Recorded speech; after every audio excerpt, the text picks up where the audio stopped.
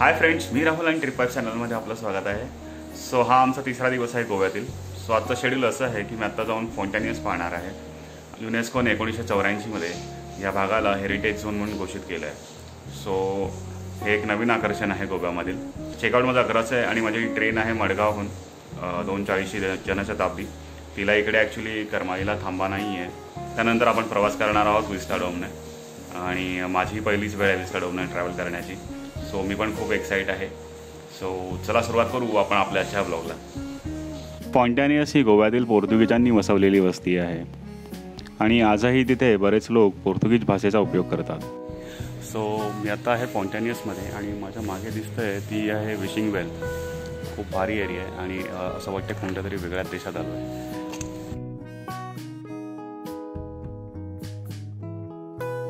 1984 मध्ये युनेस्कोने या भागाला हेरिटेज झोन म्हणून घोषित केलं आहे।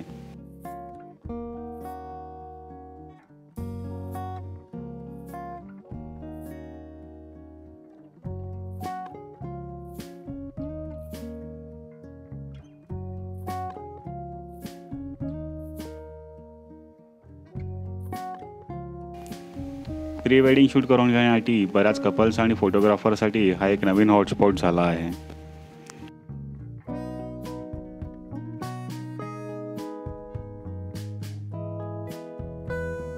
आजही अनेक परदेशी पर्यटक ही जुनी पोर्तुगीज वस्ती पाहण्यासाठी येथे गर्दी करतात।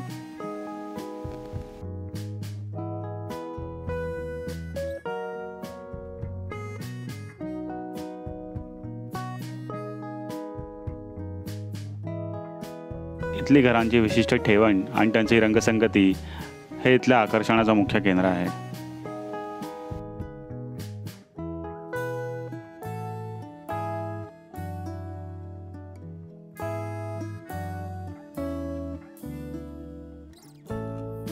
तो फाउंटेनियस पाहून तर झालं। आता हॉटेलवरती जाणार, चेकआउट करणार आणि मग आपण निघू मडगावसाठी। सो मी आता चेकआउट करतो इथून आणि आता इथून जाणार आहे पणजी एस टी स्टँडला, जे वॉकेबल डिस्टन्सच आहे इथून।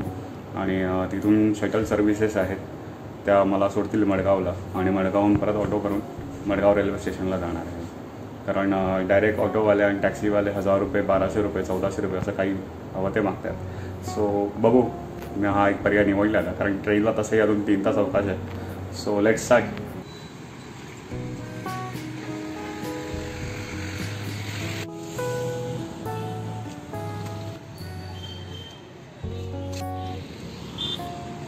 सो आपण फायनली पोचलो आहोत आणि आत्ता माझ्या मागे दिसतोय तो आहे पणजी एस टी डेपो आणि जायचं आहे ते आपल्याला त्या शेवटच्या टोकावरती जायचं आहे।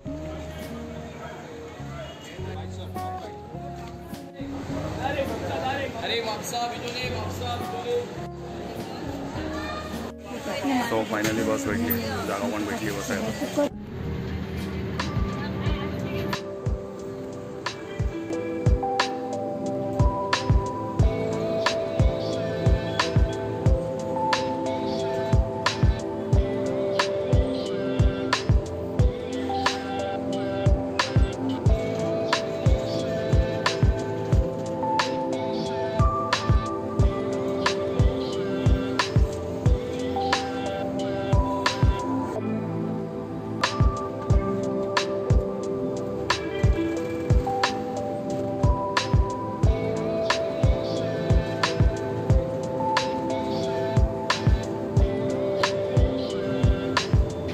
दुपारचे 1:30 वाजलेत आणि आत्ता आपली बस ही मडगाव डेपोमध्ये प्रवेश करत आहे। सो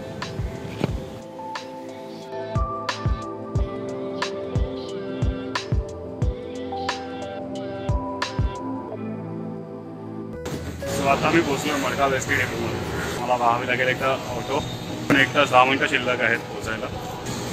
पहिलं ट्राय करतो की कोणती बस आता लगेचच आहे का ते बघतो, नसेल तर मग रिक्षा करून स्टेशनला पोचतो। पण मी इथपर्यंत 30 रुपयात पोचलो आहे।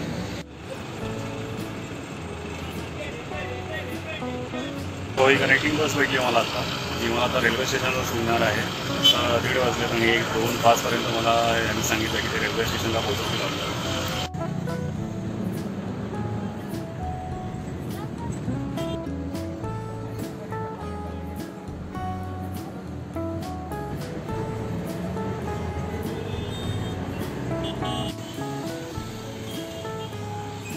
सो 12 वाजता आम्ही हॉटेलमधून चेकआउट केलं. 12:20ला मी पोचलो पणजी डेपोमध्ये. तिथून बस घेतली आणि त्या बसने आम्हाला जवळपास 1:30 मडगाव एस टी डेपोला सोडलं.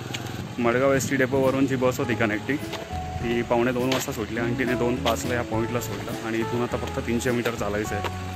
सो टोटल थोडासा त्रास झाला, बट इट्स वर्थ. कारण 50 रुपये कुठे आणि 1000 रुपये कुठे. सो फायनली पोचलो आहे मी मडगाव स्टेशनला. आणि याच्या आधी मला खर्च आला आहे फक्त 50 रुपये आणि वेळ लागला आहे 2 तास. त्या बोगीच्या मागच्या बाजूला खूप मोठी विंडस्क्रीन आहे. तुम्हाला एकाच जागी बसून प्रवास करून कंटाळा आला असेल तर मागच्या बाजूला हा मोठा पॅसेज आहे, जिथे निसर्गाचा आनंद घेत तुम्ही प्रवास करू शकता.